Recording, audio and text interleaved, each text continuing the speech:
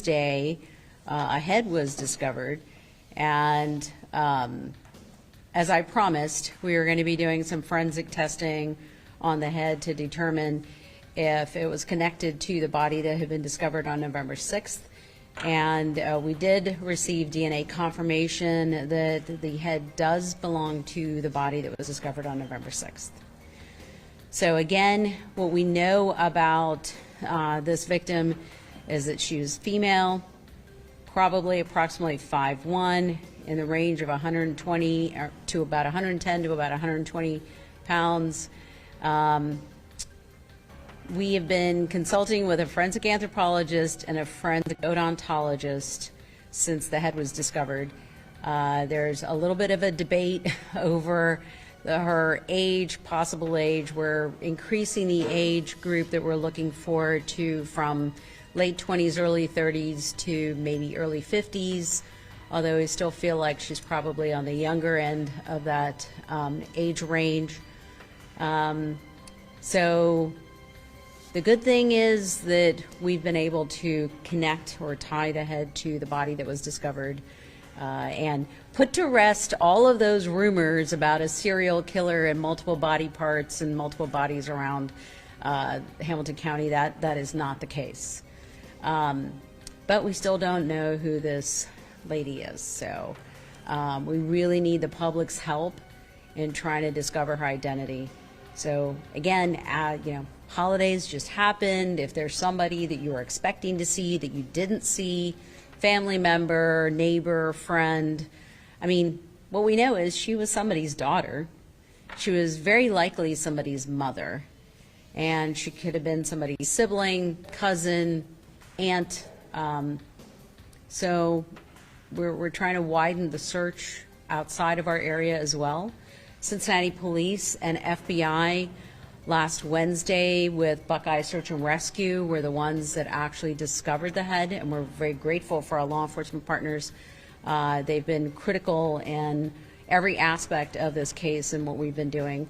And so we've been talking to Steve Saunders here about all of the help that we've received from CPD and, again, FBI.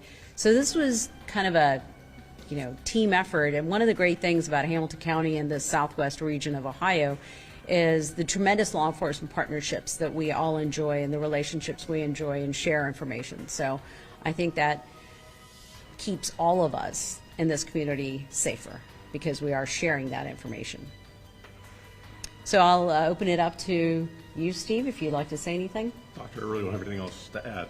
We're still as active, ongoing investigation, so that's where. Do you want to talk about continuing the search that we're going to be doing over the next few weeks? Sure. Yeah, thanks, Dr. Smarko. So we're going to just continue to search that area where we did locate some evidence, which is critical, and keep that commitment to finding answers for this woman and her family and the community as a whole. So we appreciate Dr. Samarco, everybody here at the Hamilton County Lab, a great partnership. Also with the State of Ohio Bureau of Criminal Investigations, the Federal Bureau of Investigations, their evidence response team was critical in our searching last week, and Buckeye Search and Rescue with their dogs as well. So that's the goal, is to continue to search, to find answers, and then identify who this woman is, and hopefully determine what exactly happened to her and who's responsible for that. I do want to add one more thing. You met the forensic artist with BCI when we had a press conference with Attorney General Yost just a couple of months ago, and we will be reaching out to her. We did do a CT scan of the head and the body here in our office, and so we have a data set of images that we'll be able to provide her. And from my last conversation with her, that's going to be helpful for them in trying to digitally reconstruct her face, and hopefully in the next few weeks we'll have maybe a digital image of a woman that we could share with you, that's somebody that that we would be looking for. Any questions? Were the remains in a condition to be helpful, or were they more skeletal? Or? Well, as you can imagine, the head had been in the woods for, we approximate, 2 months, a little over 2 months. So there was definitely some evidence of decomposition, but the remains were in good enough condition that we were able to get a lot of information off of the head, yeah. Does the man ever give anything that would lead you to a suspect or any kind of forensic clues about who might have done this? Anything that you recovered? We're always looking for information on the remains that we have, and certainly imaging, just CT imaging of the head, even before our forensic pathologist did a detailed examination of the head, we got a lot of information off the head that we'll be pursuing. As far as identity of the perpetrator or the victim, we don't have either at the moment. Anything in terms of a cause of death? I know we had this dismemberment, but that may have nothing to do with the cause of death. We do have a pretty good idea of the cause of death. At the moment, I don't want to put that out there because we are still doing some more testing, and I think it's going to be critical to discover who this might be, so I think we're just going to have to withhold that information until we have a little bit more. Would you clarify the age again, please? What we're thinking, I know it's a pretty large range. Yes, it is a large range. We started off saying we think that she was in her maybe late 20s, early 30s, or maybe even into lower 40s, and with the opinion of the forensic anthropologist and the opinion of the forensic odontologist, we've kind of increased that age to maybe early 50s. Now, last week there was another group, searchers that went out to look. I understand that, crucial evidence has been found throughout these months since the torso was searched out. Can you touch on anything that was found last week? I mean, we were out there, we saw the place, several evidence markers. Is there anything that you can say that was found last Friday? Well, what I would say is if you want information as to the death scene and the victim and particulars, it's best to talk to somebody from my office because you may be provided with misinformation from somebody else that you may have to retract in the future. At the moment, I can tell you that other things were found related to also body parts, but again, specific information we'd like to withhold at this time. Can you talk about the state of these body parts? Were they found clothed, unclothed? Do you have clothing and or other items that belong to this woman? We do not have clothing, but a head was discovered last week and no clothing or jewelry on the head. And can you tell us why was it that 2 months passed before the head was found? Were searches going on for those 2 months? So at the initial search and the weeks after, they widened the search to a certain degree. The head was found one more street beyond where the initial search widening had stopped. So the plan was always to go back and continue and widen the search along with CPD and FBI and the Buckeye Search and Rescue and the other law enforcement partners. The timing was such that, with the holidays and the weather, just to try and get the whole team out there again was a little difficult, and that's why there was some time in between when we were trying to figure out where to widen the search. Do you go east, west, south, and how to expand that search? Because as you'll probably notice, it was a steep wooded area that was searched this time, and so getting a team out there makes it a little bit more difficult. Does it appear that whoever left these remains there purposely separated the remains, or could it have been an animal that carried one part to another area, or do you have any indication? Well, we're treating this as a homicide case, and we believe that the body was purposely dismembered. So But as far as the head was found quite a distance. Quite a distance. What was the distance approximately? Several streets. Blocks away. Okay. Yeah. And then, again, were those parts placed apart from one another, does it appear, or were all the parts in one place and then? We don't believe that they were carried by animals, if that's what you're asking. No. Was there an effort to conceal any of these body parts? Did they bury them, cover them up with anything like that? You were at the search. What do you think? I mean, I can tell you from being at the search for the head and marching down or climbing down the steep hill, there was no attempt to hide the head. As far as the body, I think the body was visible to the person that actually found the body.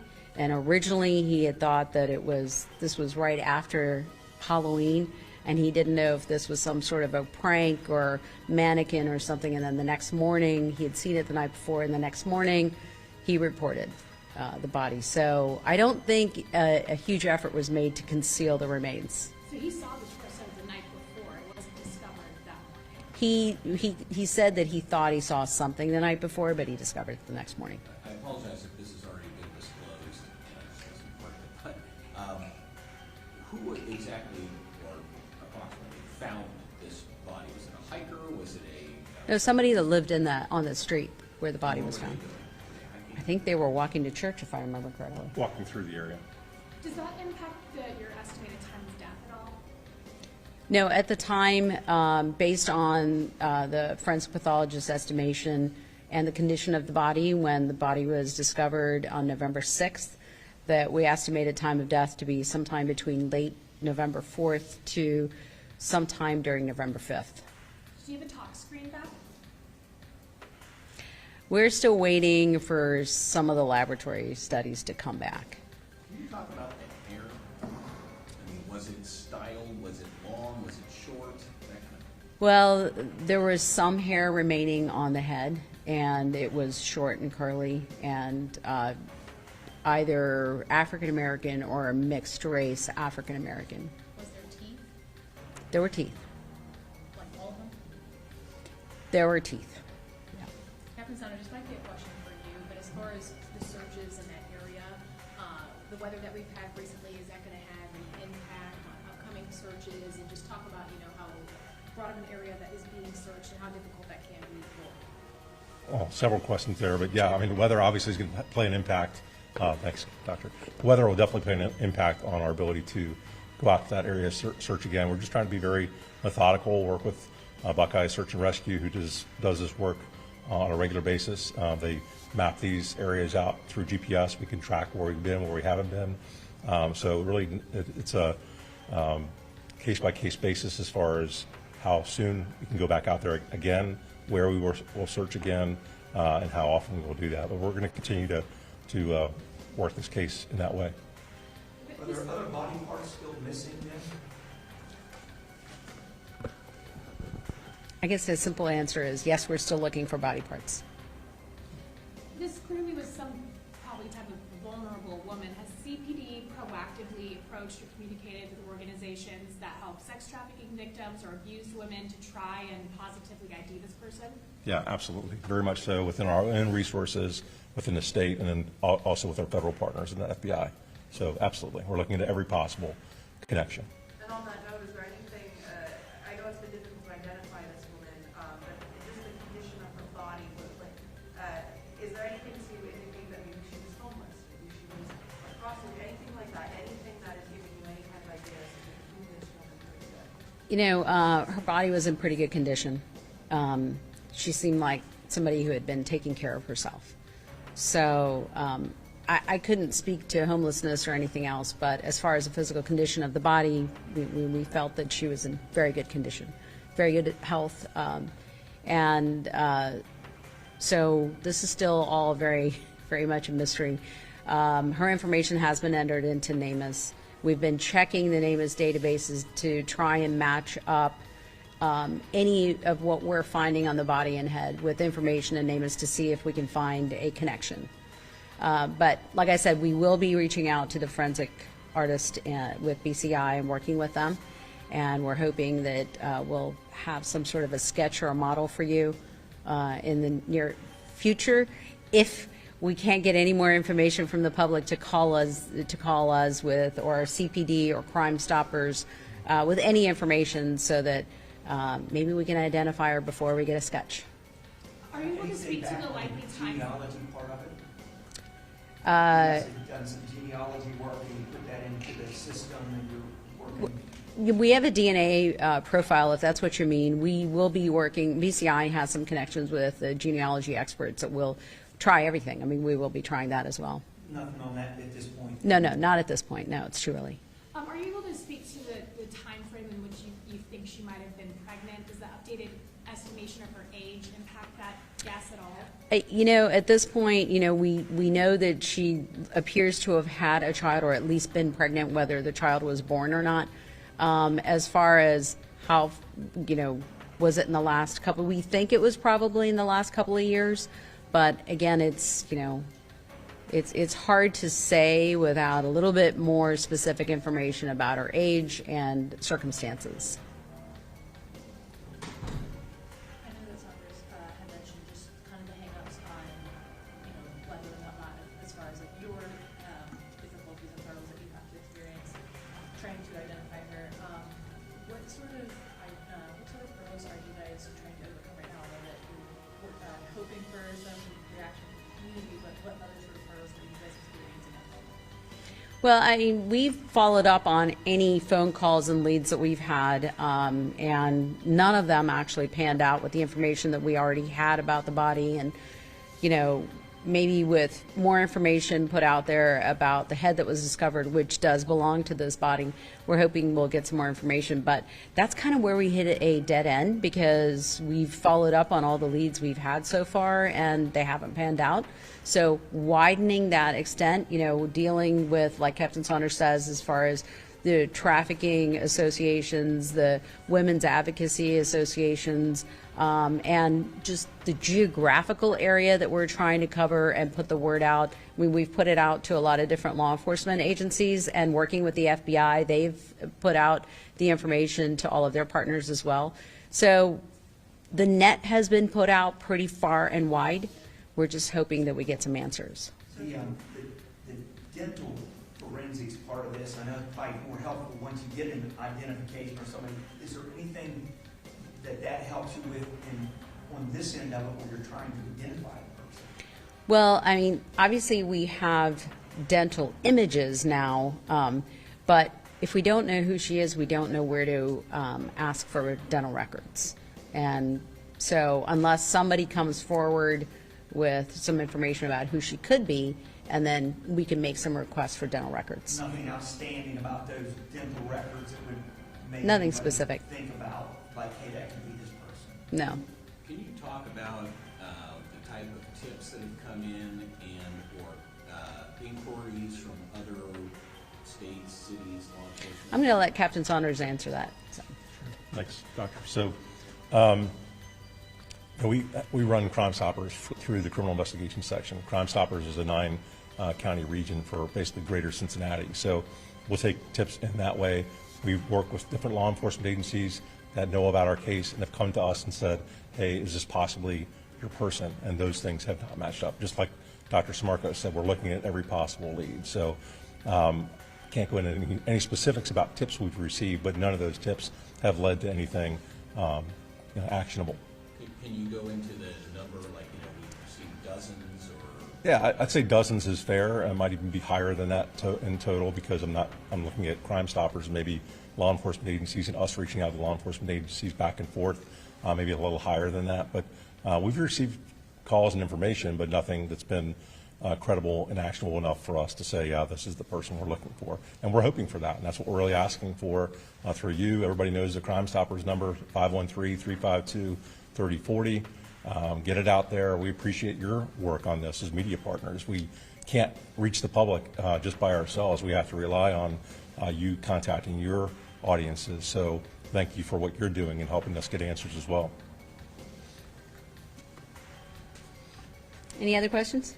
Can you speak just one more time to the DNA question? A lot of our readers have asked, you know, if you have the DNA, is it not just like in the movies or shows where you can just put it into a database and find something? Can you talk about, you know, the complexity of that? Sure, absolutely.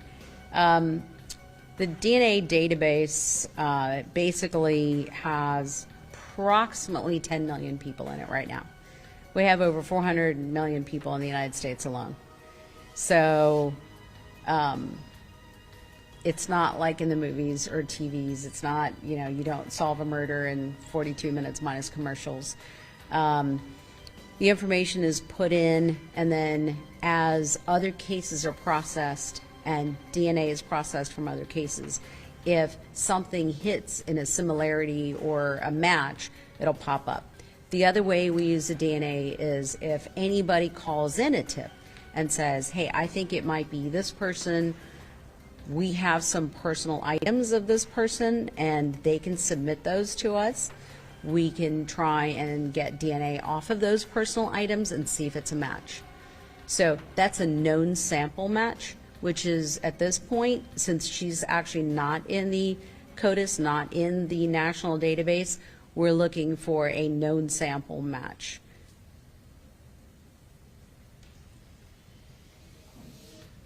Any other questions? Thank you all very much for coming and for helping.